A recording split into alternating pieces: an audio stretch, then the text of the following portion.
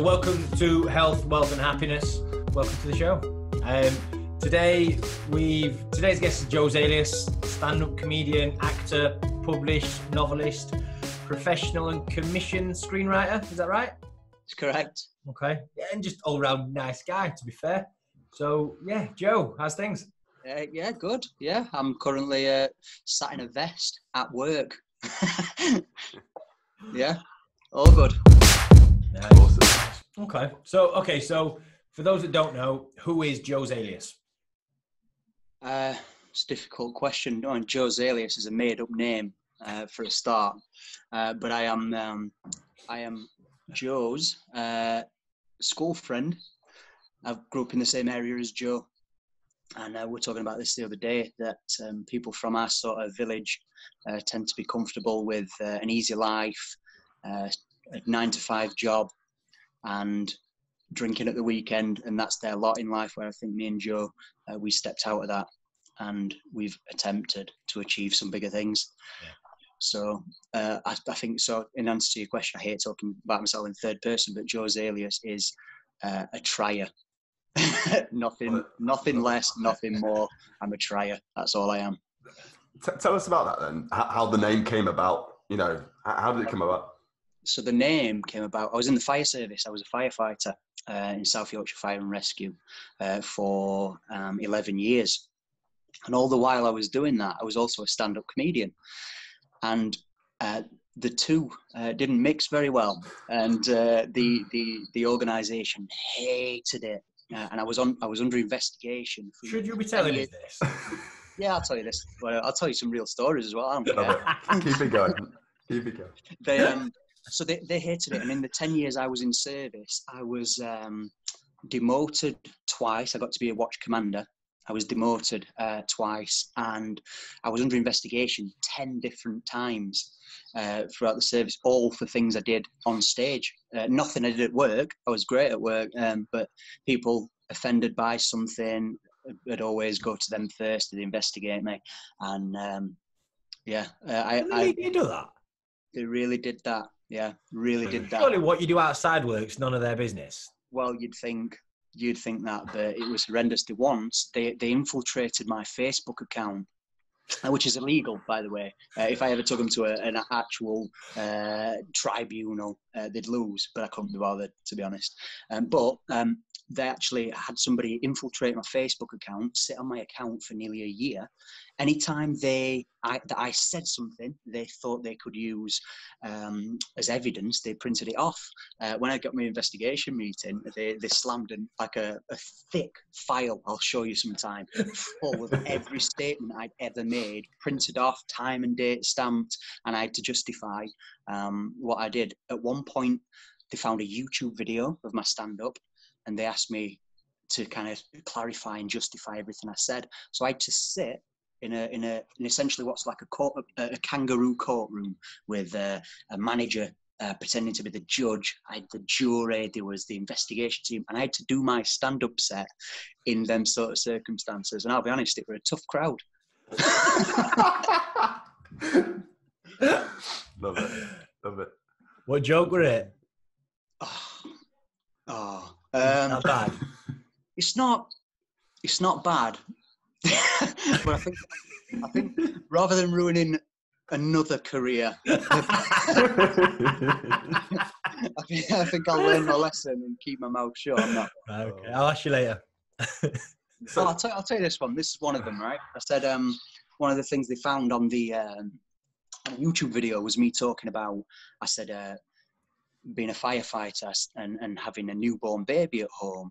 I says, that's tough because I come in from work. I've had a long day at work. I come in and straight away, my wife at the time wants to pass me the baby. The baby's screaming and she's crying. She's like, I've had to deal with this shit all day. Your turn now. Passes me the baby, right? So I thought after a few weeks of this, I got mad. So I decided to get my own back. I came home from work. I walked straight past her and the baby, and I just set fire to the kitchen. I was just like, hey, I've had to deal with this all week. Your turn. And so anyway, this is the routine I was doing on stage. And they pulled that up and they sat me down in like a courtroom setting and said, please could you tell us what that video makes us think about your idea of women's roles in society. And I was like, you're kidding. Crazy, huh? Okay. There you go. Bloody hell. Yeah. So for you then, Joe, for you then, you're saying, about the comedy and everything else. What was the turning point for you that got you moving forward towards the acting and everything else? Oh, yeah. And it coincides with I completely lost the point about my name, Joe Zalias. Yeah. So I found out I was under investigation from the fire service, and after the disciplinary, they told me I could no longer do stand-up comedy as my second job. And I knew there were posters going out for my stand-up show, so I needed to think of a second name, a new name, so that they couldn't find me as easy. So I sat down. I had like an hour to think of a new name, a new stage name, and I thought, do you know what? I need an alias, Joe Zalias. Yeah, fuck it, that'll do. So Joe Zalias is Joe Zalias, and say it stuck. Love it. Okay. But okay, so for James' benefit and the benefit of the audience, run us through your CV. Oh my God, I've done so much. I started work, leaving school. I started work in a factory around mine and Joe's area. There's a factory called the Ronseal factory where they employ a lot of people. And my first job at the Ronseal factory, it was my job. I had to turn tins of varnish on a conveyor belt so that the label faced the right way when the machine stacked it. Talk about job satisfaction, eh? So I was doing this for about 3 weeks, absolute mind-numbing. And what I did is I engineered, I got a stick and I wedged this stick, this metal and a piece of metal together, and I bent the metal over, and it hit the tins of varnish and it turned them for me. And when the manager saw what I had done, I'd essentially made myself redundant, and I replaced myself with the stick. So I was out of a job. And but yeah, so I've done that. Ronseal factory. I was a tree surgeon for a little while. I was a kickboxing instructor. I had a couple of martial arts clubs, and then I also worked on the doors as a bouncer for a while. And when I was in that period of time, I got involved with some sort of organised crime sort of syndicates, and at that sort of time, I actually got the call to say I'd got in the fire service. Do you want me to tell you about that little story? Yeah, definitely. Okay, so yeah, at the time I was involved with this organisation. There was two directors. One of the partners of this crime organisation got sent to prison indefinitely. And at the time, the other partner offered me to fill his shoes and to step up as a partner. Bear in mind, the sort of money you're talking, they had private jets and they had everything. Aston Martin DB7 or whatever, everything. And just at that time, I had the letter through from the fire service to say that I'd got in, and it was kind of the job I always wanted. So I had literally the roads of good and evil straight in front of me, and obviously I chose good. Yeah. Good stuff. Hey, if I'd have known they were going to sack me after 10 years and be on my case, I'd probably been a drug baron right now, eh? Okay, so I've got not a bone to pick with you, but didn't you once pull my brother when you were working on the doors? Yeah, just for anybody listening, by pull his brother, he means. Oh yeah, sorry. No. Right, okay, let me rephrase that. So I've got a brother who's 4 years younger than me, and and I'd moved out at the time. I wasn't living with my parents, and I got a sheepish phone call on Sunday morning from my younger brother saying, if you get a phone call from, he says, "Oh, do you know Joe?" At the time, Joe Zalias was Joe Brumed. Do you know Joe Brumed? I'm like, yeah, why? Well, yeah. Anyway, I'll let you tell the story. Yeah. So yeah, I was working as a doorman at the time, and this lad I'd not seen before, young-looking lad, tips up, passes me his ID, and I see Joe Woodhouse, your name on the ID, your picture. So I says, "Oh, is this really you?" And I started quizzing him about lots of different, like what's your date of birth? He got that right. And I said, it's weird. And I just let him hang himself with the stories. And I said, oh, I don't believe this is you. Tell me some more. So he starts telling me some more. And I got him to just basically hang himself with too much rope. And then I told him, like, after a little while, hey, I was in your brother's class at school. So no, that's not you. And yeah. Okay. Still let him in. Though. Still let him in. Yeah. Okay. So what's the worst job you've had? Oh, the worst job I've had. Ooh, it's very difficult. I'd say the worst job had been part of the fire service. I was on the bariatric rescue team, which, if you don't know, bariatric is the word that's politically correct for super fat people who can't get out of their own beds. Okay. And it's the worst. It is the worst because these people, bless them, they're so vulnerable and they're trapped inside in their own house. In fact, they're trapped inside their own bodies. And one of the jobs that I had was just the worst. This person had been trapped for sort of 6 weeks, not moved out of the spot for 6 weeks with all that was entailed. And we had to go in and move them. And I cannot tell you the smell is the worst, and this is a disgusting thing, but I can handle anything. I can see anything. It doesn't affect me, but smells, I'm super sensitive to smells, and the smell is it's worse than dead bodies. It's worse than rotting flesh. It's just a combination of human nastiness. Anyway, so I get home after this one really terrible job. I shower myself like 10 times, wash myself down. I get out and I think, thank God that's just a distant memory, and I'm sat trying to forget it, and I'm sat eating my dinner, and midway through one of my forkfuls I sneezed and I smelled it all again. That was them jobs were rough. Wow. Okay. So how did you go from that then to, okay, so was it a big decision for you pursuing, how did you get into comedy? Let's put it this way. Okay, so I got into comedy because everybody else who's in the fire service, everybody has a second job. And I thought, with my salary being covered, what would I want to do? And I saw a comedian on TV who wasn't very good. And I thought, I'm going to have a go at that. It looks actually quite easy. And I tried it, and it turned out actually it is quite easy. And people started paying me for it. But making the jump was very, very scary, because when you're used to, like, I'm sure you guys have both done real jobs where you're used to regular wage coming in. That's how they get you. That's how they enslave you. And that's how they're making slaves of everybody worldwide, is 30 grand a year in a pension, and they own you. So actually taking that jump was very, very scary, but it's the best thing I have ever done. So you've gone on to do, short films, TV scripts and everything else. How did you fall into that from the comedy? What was the next move?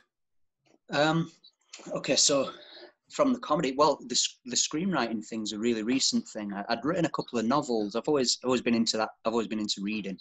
And I'd written and had published a couple of novels, and a friend of mine is a guy called Adam Ethan Crow. If you look him up, he's a filmmaker now, but he was a comedian, and he'd written a short film called Warhol. And if you look on YouTube, it's available for free on YouTube, Warhol short film. And it's amazing, absolutely mind-blowingly good.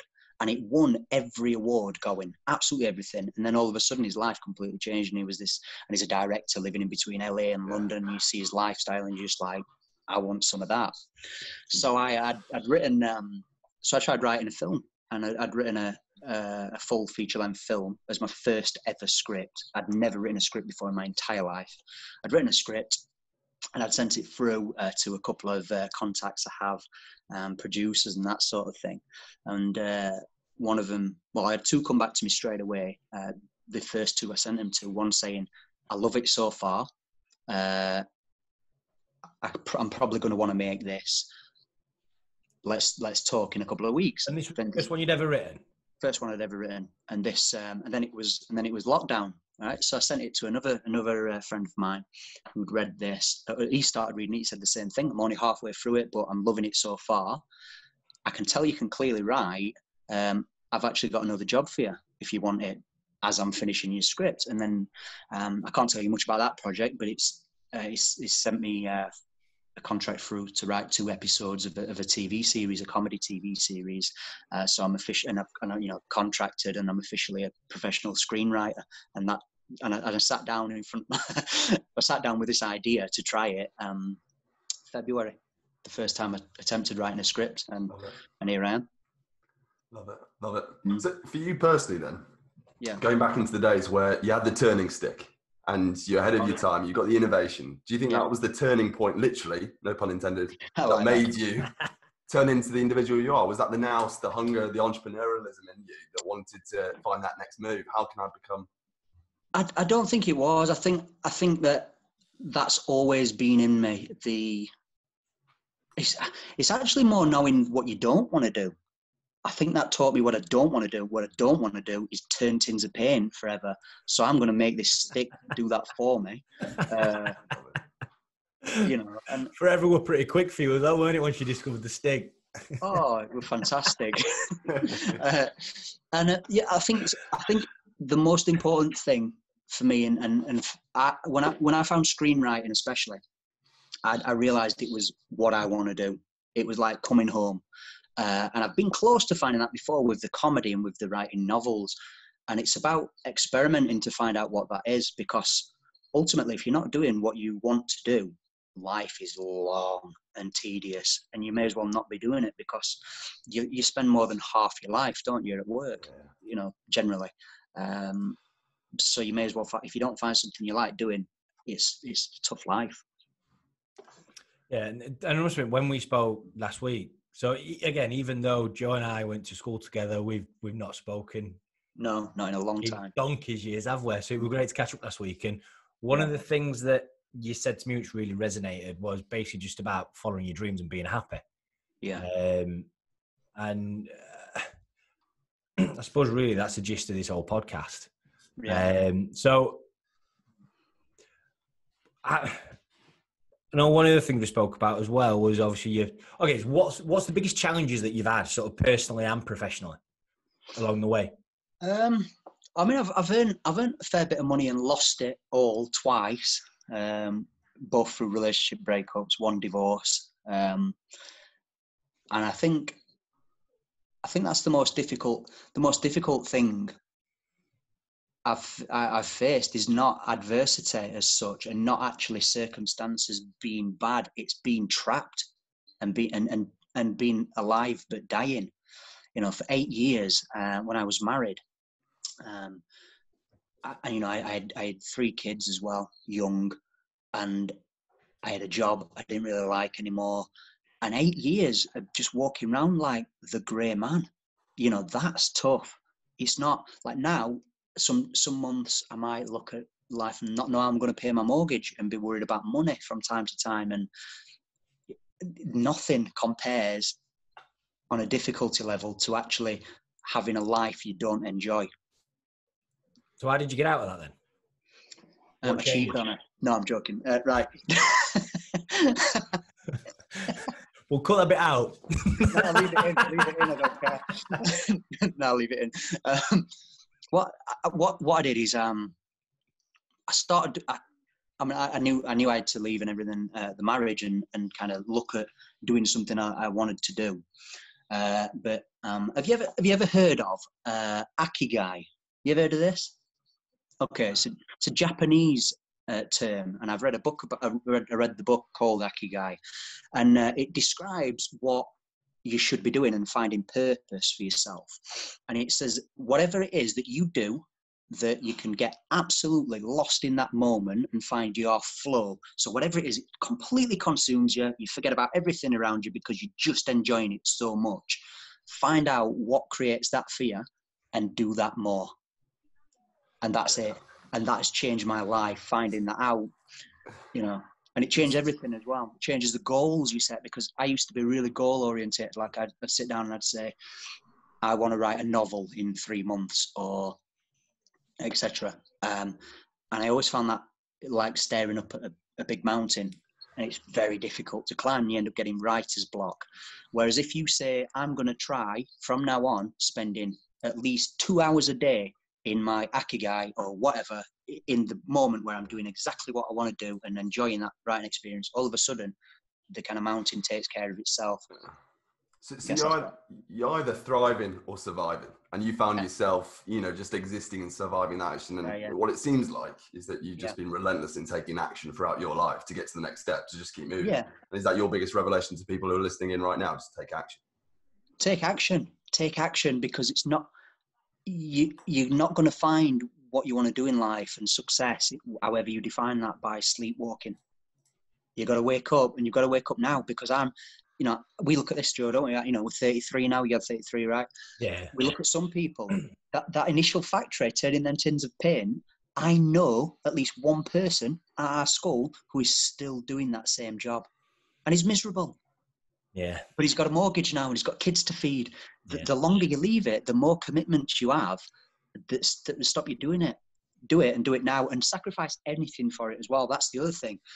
Take action and make sacrifices, because I'd sacrifice anything to find out what you want to do, because otherwise you're going to be a long time dead and you're never going to have done anything.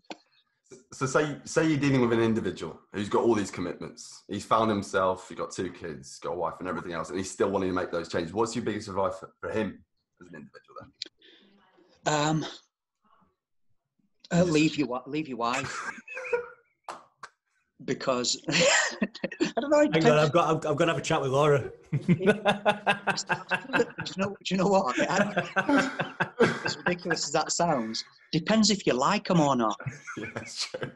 Honestly, it comes down to that. If you like them and you love being with them and they're part of that whole picture, just keep on keeping on, and just make sure you put one of the biggest things, get off of social media for a while, kind of go to ground, and any time that you would normally squander, because you can always find time for something. People say, they've got these commitments, and say, I've not got time to start a business, I've not got time to sort my finances out, I've not got time to write a novel, but yet they'll sit every single night and binge watch a series. They've got time. Everybody has the same amount of hours in every day. So if your wife and kids are part of the picture, and you love them all and you enjoy the time, then do it. But my best advice to you, if you're miserable in your relationship and you don't actually like the person you're with, even if you've got kids, leave them, because trust me, it's so much easier when you get timeshare with the kids to actually get things done. So nice. Just leave them straight away. Leave them. I'm enjoying this. It's been great. You can tell James is single. Well, there you go. So how's the COVID-19 pandemic, lockdown, whatever you want to call it, how has that personally affected you? Personally, for me, it's I was a full-time stand-up comedian. And I looked at the diary in February and I went, okay, this is great. I'm bettering and making more than my fire service wage consistently up until August, so we're going to be okay. And then pretty much overnight, it all disappeared. So all my income's gone, everything, in one go. And that's how it's affected me. But if that wouldn't have happened, would you stumble across the screenwriting gig that you've got? Probably by hook or by crook, I would have found a way into it. But I think what this did as well, it made the person who I'm co-writing this series with have the time to actually put in to starting me off on that, and also it gave me the time to actually fully focus on what it is. And we've back and forth, we've co-written the pilot and episode, and it's fantastic. I love it, and I think actually it's given me the time to actually do that. Okay. Every cloud. One door closes. Yeah. For sure. Pretty similar with us, to be fair. I mean, we've been talking about doing this since last September, October. For sure. Yeah. And it's only his last week where it was like, should we do it? Yeah, why not? And then we jump straight on it. So, and that's only because really, again, talking of time, like I say, if you want to do something, you'll make time, won't you? But yeah, I think for myself and James, we've just made it a priority for now. So far, so sure. good. We're enjoying it. Loving it. Yeah, good. Okay. My question for you, Joe, is you know, now you're in the game of screenwriting, acting, and everything else. What are your biggest drivers? Who are the people you look up to and inspire to emulate or model? Oh God, there's some big questions there. So who do I look up to? I think I look up to people like Matt Damon, and things like that, because he was a struggling actor. I don't know if you know his story, and couldn't get acting work, so he'd written Good Will Hunting. Did he write that? He wrote that, and I he didn't know refused. that. They offered him millions to just sell him the thing, but he said, no, I want the lead role in it too. You know, similar story to the Rocky story with Rocky, Stallone, you know. So people like that inspire me. There's so many different, there's so much out there, and you've just got to work at it, and you've just got to, that's all it's about. Everybody's got, like I said, everybody's got the same amount of time in a day. I just want to be one of them stories. That's what inspires me. I want to be one of them stories. I want people to tell them stories about me. And also, I want the humongous character flaws in my personality to have all been for something. You know? I guess this is the thing though, isn't it? Like you have like 99% of the population, even more than that, have big dreams of what they want to achieve, but they just stay in their shell. And it just stays a dream instead of a reality because they never take action, like you said. Yeah. But you know, for you just said, you know, fuck it, I'm going all right. I'm doing this. Yeah. I'm finding a way. Like you said, I'm finding a way. Yeah. Do you think that's just a personality trait that you have that's just in your DNA that just makes you shit? You know. Yeah. I put that down to. I just kind of, I don't know where it comes from exactly. It might be from having a good, good role models. It might be genetic. I don't know, but I've certainly got what a lot of people haven't. I get up from a defeat so much quicker than anybody else. That's my secret that I've not really spoke to anybody about. I remember one week in writing a novel. I had this one week where I had 3 bad things happen, like life-changing, like, oh crap, sort of moments in one morning. And I deliberately picked myself up off the floor within 30 minutes of reading that, pushed it all to the side and started doing something positive. And I think that's the secret, is learning to get up quicker from defeat than other people and having another go. That's it. Fail forward, right? That's what it is. Yeah, exactly. Keep failing forward. Yeah. Fail forward. Okay. Wow. Okay. And I mean, you say obviously having decent role models. So have you ever had mentors, or what's your view on mentors? I've never had official mentors, but I've definitely had people around me who inspire me and who I learn from. There's certain people, connections you make with people. You either feel that you either get that connection with somebody or you don't. And I think trying to force them connections never works. But there's certain people. Yeah. There's my friend now. My friend Adam Crow's the director, screenwriter, everything. I've instantly just gone, wow, that guy's kind of like my mentor. You don't even know that, but he is. You know, I'll pick his brains about things and I watch what he's doing. Yeah. And that sort of thing. So I had a few people through my life who I'll just latch on to, and yeah. On the flip side, do you see yourself doing that for young comedians coming up as well? Yeah, absolutely. I do that for a fair few people too, and I'll set people off. Kind of giving back, I suppose. Yeah. For the guys who are listening in, for who's tuning in, obviously you've made some big transformation in your career and your life. You know, if there was 1 or 2 things, biggest advice or tips that you give to people listening in for them to take action on, what would they be? Okay, first thing would be to find out what your, not purpose, but something you want to do that you could devote your life to. If you don't know what that is, find it. Devote as much time as you can. And this time when it's on lockdown is the perfect time. If you think you might want to be a writer, start writing. If you think you might want to start that business, start it. Put things in place. So find out what it is you should be doing with your life and start doing it. That's the first. And second would be recover and get up off the floor. after defeat quicker than anybody else, and you'll go further than anybody else. That's it. Okay. So what's next for Joe Zalias? What's next for me? I'm going to get this film made, the script I've written. I think it's a great idea as well. And I think I'll get that film made, and then I'll write a few more projects, get myself a bit of a name, get myself a house in the Hollywood Hills, date a couple of Brazilian bikini models. Remember us, yeah? Remember us when don't forget your old schoolmate Joe. Yeah, by the way, that's not the last point. It's not true anyway. I've got a girlfriend and she's lovely, and actually that's part of the thing that's been at the minute that's changed my life more than anything, is that I've got a partner who actually supports what I do. And you know, not to be disparaging to anybody I've had before, but I've always found that me striving for something else has always been laborious and a chore, and it's like, you know, but now I've got the support. I had this time where the fire service, I were under investigation, I were doing the stand-up, and Donna, my partner, sat me down and said, look, I don't need your money. What is it you want to do? Just do it. And that's what got me on the road to thinking, what do I actually want to do? Like, and started me do it on that road, and having a supportive partner, or no partner,